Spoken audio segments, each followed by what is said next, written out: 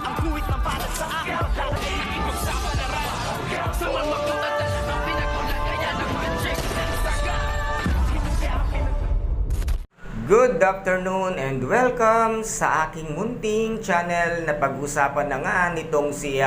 Divina kasama ang kanyang grupo na ito na nga mula ngayon ay si Tanggol na ang kanilang boss dahil si Tanggol nga ay sunod-sunod ang swerte at gandang ipinakita nga dito kay Divina at nasabi nga ni Divina na napag-isipan na namin ito na simula ngayon ay ikaw na ang magiging aming boss at ikaw na ang aming susundin dahil nga sa ganda ng iyong ipinakita at pamamalakad mo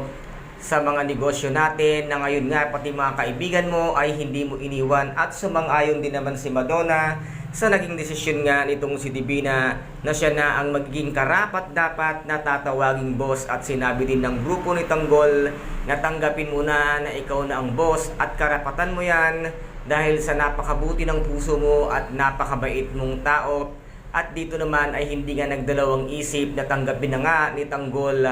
ang ibinigay sa kanyang posisyon nito ngang si Divina na simula nga ngayon ay siya na ang boss at siya na ang masusunod at siya na ang magdidesisyon ng lahat-lahat ng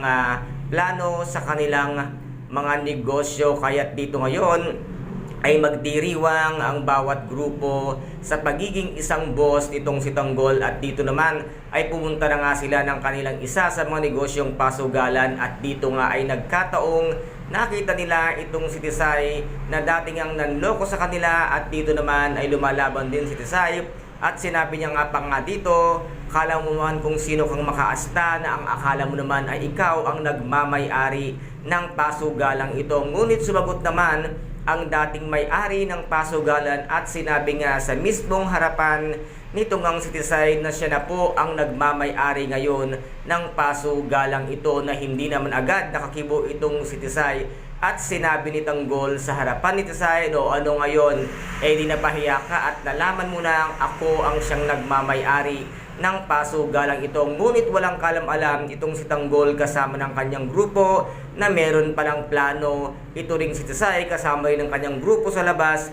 na naghihintay dahil nga namanmanan ang ganda ng kanilang mga sasakyan at kotse. Kaya't dito nga ay kakarnapin nila ang sasakyan ni Tanggol kasama ng kanyang mga grupo at dito naman ay mapapasakami nila ito ngang si Tisay para mabawi ang kanilang sasakyan at dito ngayon ay tatawagan nila para nga ibalik ang sasakyan kapalit ng buhay nga ni Tisay. Mabawi pa kaya ni Tanggol ang kanyang napakagarang sasakyan kapalit ng buhay ni Tisay? Kaya guys, ito po ang ating pakaabangan